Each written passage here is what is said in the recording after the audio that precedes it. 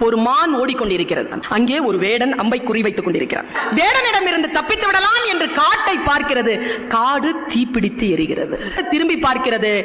அப்பொழுது காட்டிலிருந்து புறப்பட்டு வந்த ஒரு புலி மானை பார்த்து கொண்டு நிற்கிறது.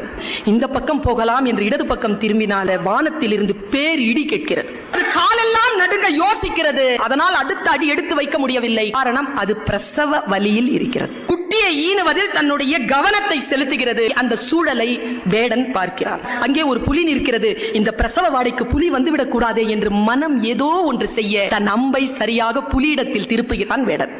புலியை அடிக்கிறான். தன் மீது அம்பு பாய்ந்த போது தன்னை அடித்த வேடனை துரத்துகிறது புலி. இடி இடித்ததில்லையா? அந்த வினாடியில் பெரும் மழையாக பெய்து காட்டிலே இருக்கக்கூடிய தீ அடைகிறது. இது கதை. சொல்லும் நீதி என்ன தெரியுமா? நீ உன் கடமையை முழுமையாக செய்தால் உன்னை சுற்றி இருக்கக்கூடிய பேராபத்துகளை இயற்கை பார்த்துக் கொள்ளும்.